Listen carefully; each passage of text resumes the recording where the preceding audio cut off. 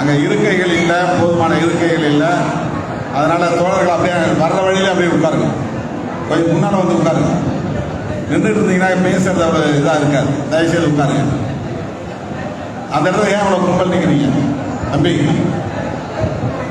உங்களை தான் கேட்குறேன், உட்காருங்க. வந்து கொண்டு விட அவனை உட்கார வைங்க.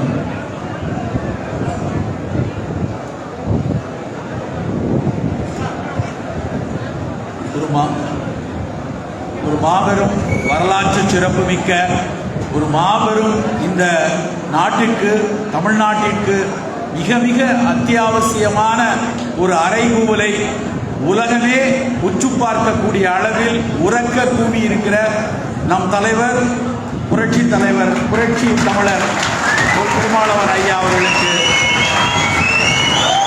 மற்றும் அந்த கொள்கையை தமிழகம் எங்கும் எடுத்துச் செல்வதற்காக அரங்கில் அமர்ந்திருக்கக்கூடிய விசிகவின் முன்னணி தலைவர்கள் மற்றும் இங்கே பெருவாரியாக வந்திருக்கக்கூடிய அத்தனை பெரியோர்கள், தாய்மார்கள் அத்தனை பேருக்கும் இனிய மாலை வணக்கங்களை தெரிவித்துக் கொள்கிறேன். பெரு மகிழ்ச்சியுடனும் நெகிழ்ச்சியுடனும் இந்த அரங்கில் நான் இருக்கிறேன். ஒரு அரசியல் சார்பில்லாதவன் தான் நான். ஆனால் நேற்று தலைவர் அவர்கள் இந்த அறைகூவலை மிகப்பெரிய அளவில் பேசிய போது தொடர்ச்சியாக அது தமிழகத்தில் பல்வேறு கட்சிகளிடையே எவ்வளவு பெரிய அதிர்வலைகளை தொடர்ந்து ஏற்படுத்திக் கொண்டிருக்கிறது.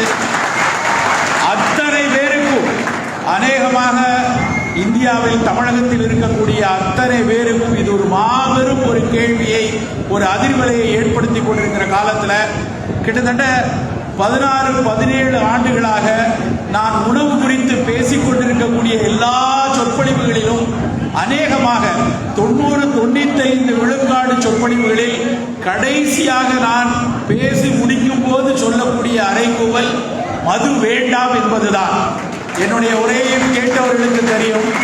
திரும்ப திரும்ப பேசும் பொழுதெல்லாம் யாராவது இதை முன்னெடுக்க மாட்டாங்களா, தொடர்ச்சியாக இதை ஒரு அரசு களத்தில், அரசியல் களத்தில் முன்னெடுக்க மாட்டார்களா என்று ஏக்கம் விடுவதுண்டு.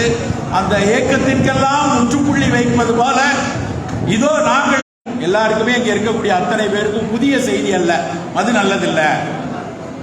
ஆனால் அதை பேசிக்கொண்டே 45,000 கோடி வணிகத்துக்குரிய அந்த மதுவை போய் அருந்தக்கூடிய கூட்டத்தில் நம்மில் தான் எத்தனை பேர்